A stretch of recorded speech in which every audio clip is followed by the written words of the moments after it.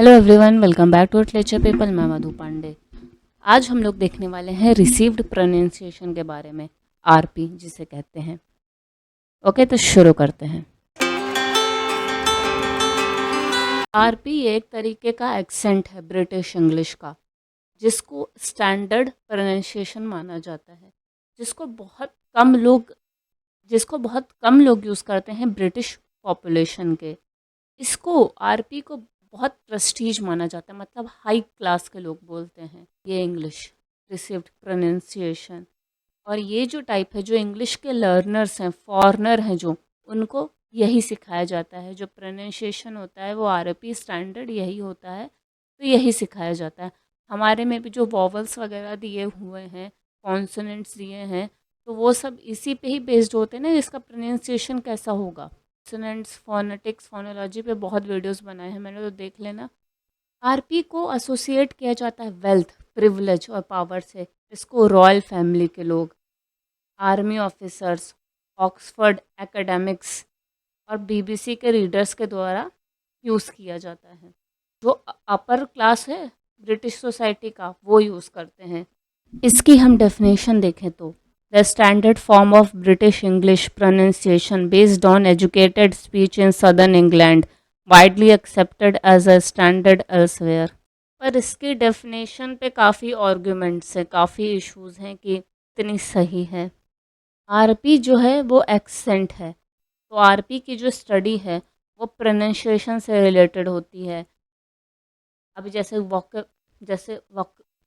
Vocabulary जैसे vocabulary, grammar, style, इन सब से इसका कोई मतलब नहीं है, सिर्फ ये रिलेटेड है प्रोनाउंसिएशन से। आरपी कॉमन है साउथ ईस्ट मिडलैंड जैसे कि लंदन, ऑक्सफोर्ड और कैम्ब्रिज से।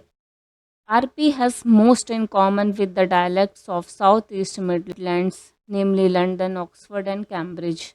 थोड़ा अगर हम हिस्ट्री के बारे में देखें, मतलब आरपी की हिस्ट्री के बारे में, 18वीं सेंचुरी के एंड तक स्टैंडर्ड इंग्लिश का जो एक टर्म था वो स्टैब्लिश हो चुका था लंदन में। बट ये आरपी को रिसेंबल किया, आरपी की तरह बना, ये लेट 19वीं सेंचुरी में। ये जो टर्म है रिसीव्ड प्रोनाउंसिएशन, यूजुअली इसका क्रेडिट दिया जाता है फोनेटिशियन डेनियल जोन्स को। इंग्लिश प्रोनाउंसिएशन डिक्शनरी, इसके जो फर्स्ट एडिशन में डेनियल जोन्स ने आरपी का जो नेम दिया था, ये जो एक्सेंट को नेम दिया था, पब्लिक स्कूल प्रोनाउंसिएशन।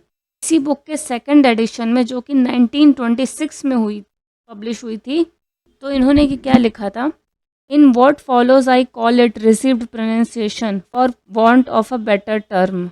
ओके, फिर इन्होंने ये चीज़ लिखी सेकंड एडिशन में अपनी बुक के।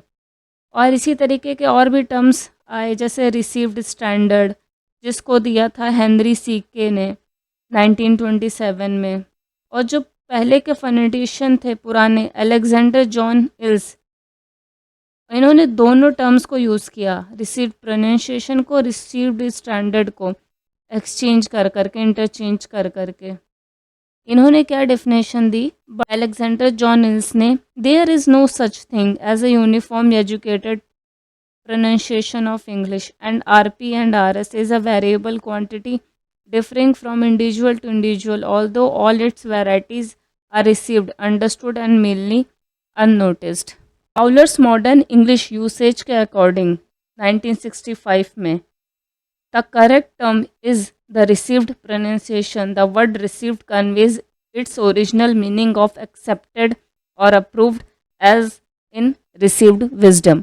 रिसीव्ड का मतलब यही है कि हम किसी चीज़ को रिसीव करते हैं, हम किसी चीज़ को एक्सेप्ट करते हैं, तो इसका मतलब ये वही चीज़ है। ब्रिटिश ब्रॉडकास्टिंग के अर्ली टाइम्स में, पुराने टाइम्स में, शुरुआती समय में, जो स्पीकर थे इंग्लिश ओरिजिन के, तो उन्होंने ज़्यादातर हर जगह आरपी का ही यूज़ किया। और जो हमारे वॉवल्स वगैरह हैं वो भी आरपी के ही अकॉर्डिंग है। ओके, जो हम लोग सीखते हैं वो आरपी के ही अकॉर्डिंग है, अमेरिकन के अकॉर्डिंग नहीं होता है, ये ब्रिटिश इंग्लिश के ही अकॉर्डिंग होता है, रिसीव्ड प्रोनाउंसिएशन के ही अकॉर्डिंग होता है, क्योंकि वही स्टैंडर्ड है। और ये जो टर्म है आरपी, फेमस ये डेनियल जोन से हुआ, बट ये टर्म को बहुत पहले ही यूज़ किया था पीएस ड्यू कॉन्शिया ने 1818 में। तो इसी के साथ मैं ये वीडियो एंड करती हूँ। जैसा भी लगा है कमेंट करके बताओ, अच्छा लगा है तो लाइक करो, चैनल पे पहली बार हो और वीडियो अच्छा लगा है तो चैनल सब्सक्राइब करो, साथ ही साथ बेल आइकन प्रेस कर लो। और मेरी इंस्टाग्राम की आईडी का लिंक मैंने डिस्क्रिप्शन में दे दिया, तो कुछ डाउट रहेगा तो वहाँ पे भी टेक्स्ट कर सकते हो, डीएम कर सकते हो, बट जब भी मैसेज करना डायरेक्ट अपने क्वेश्चन के साथ, किस टॉपिक में मुझे ये प्रॉब्लम है। Thanks for watching, see you next time, bye bye.